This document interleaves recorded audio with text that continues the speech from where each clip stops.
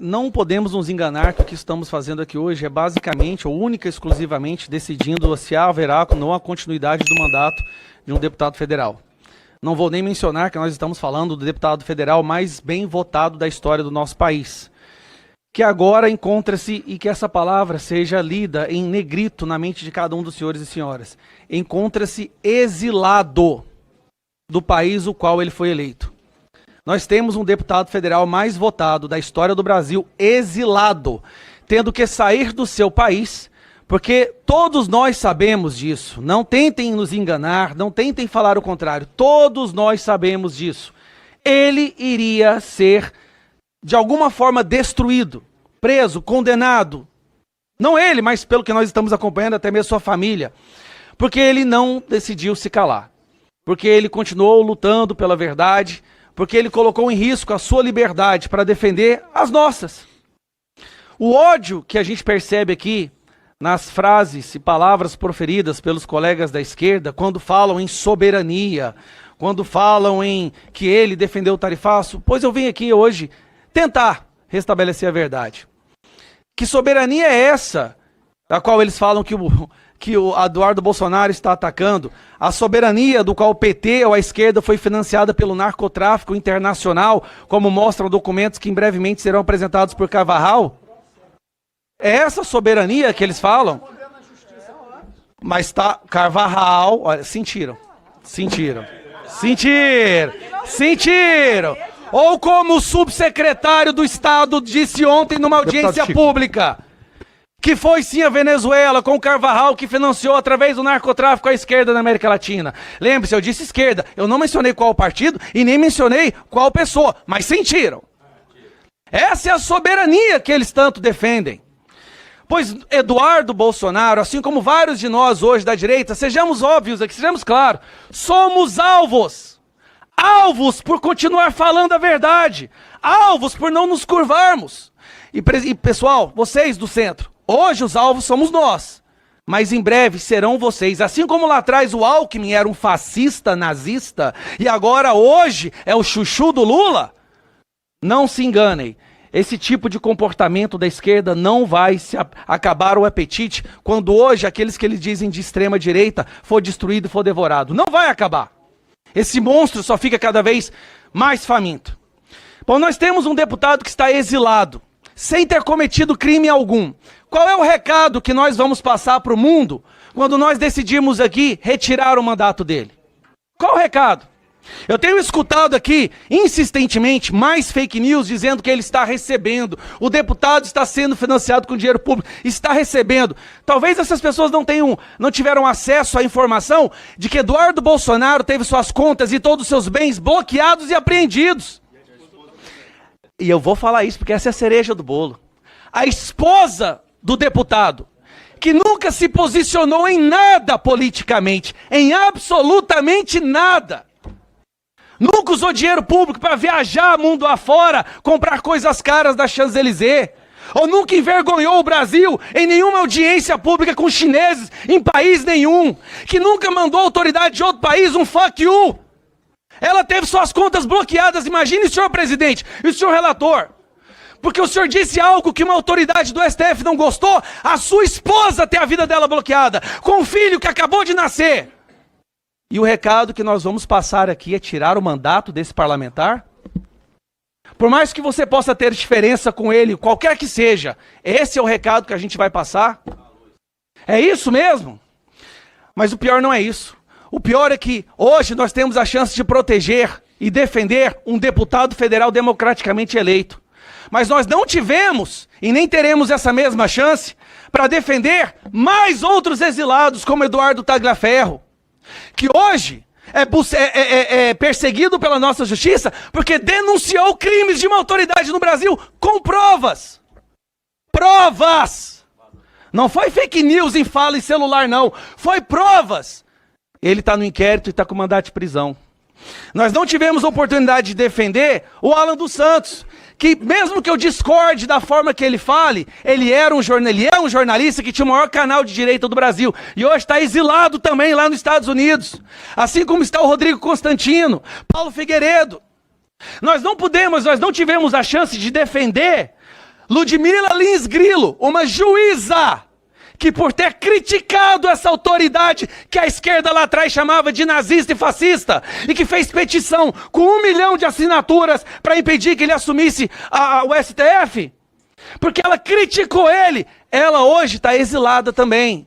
Eu acho que é um dos únicos casos do Brasil uma juíza perdeu o seu salário. Porque aqui no Brasil, juiz pode cometer o crime que ele quiser, ele tem aposentadoria compulsória. Ela não, ela perdeu o salário dela, ela teve suas contas bloqueadas também. Oswaldo Eustáquio, outro jornalista aqui na mesma situação. Nós temos Flávia Magalhães, uma brasileira naturalizada, que agora tem cidadania americana, que foi pedido prisão para ela porque ela publicou algo lá nos Estados Unidos. E esta pessoa que fez tudo isso que eu acabei de mencionar, hoje é o grande ídolo da esquerda.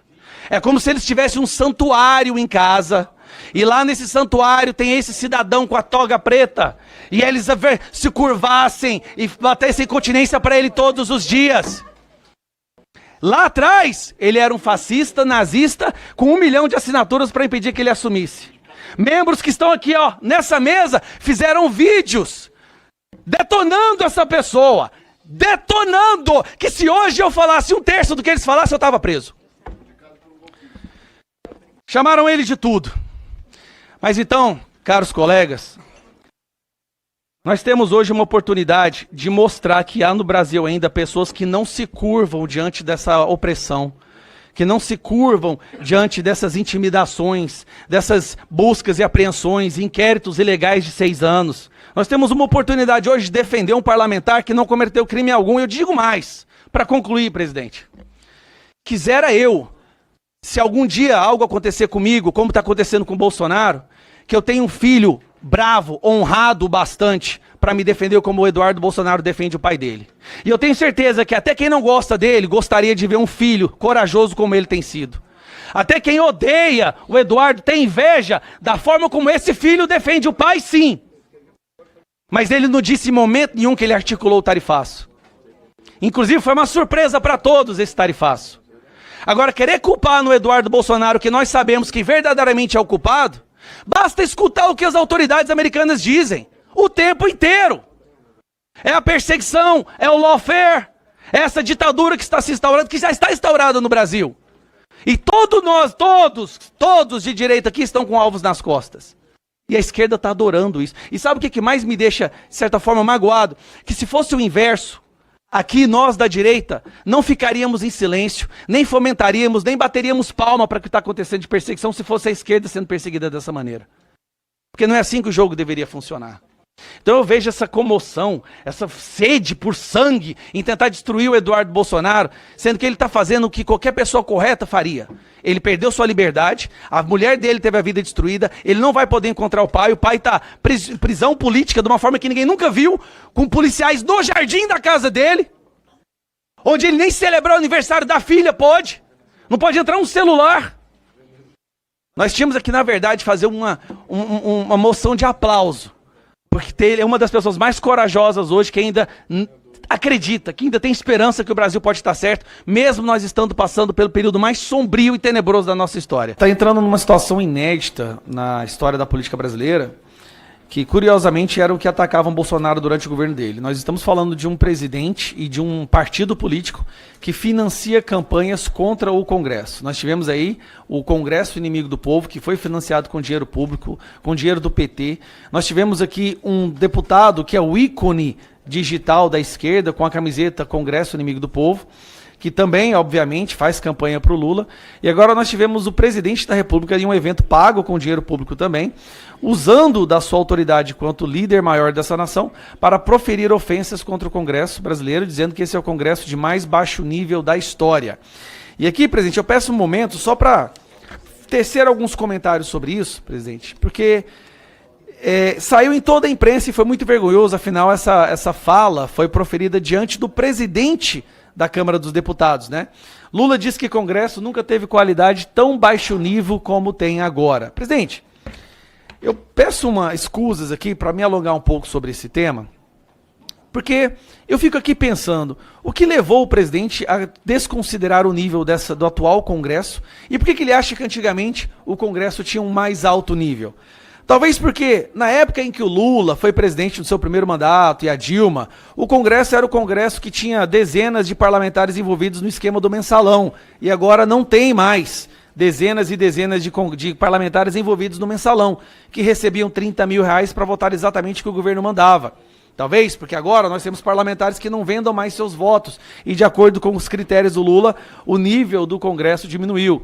Ou talvez porque na época que o próprio STF confirmava, né, que houve compra de apoio político no governo Lula. Isso no primeiro mandato do Lula. Este era o período que o Congresso era de alto nível. Na época que o Congresso era comprado através de dinheiro público, ou então na época que dezenas de parlamentares estavam envolvidos em esquema de corrupção, no caso do Petrolão, da Lava Jato.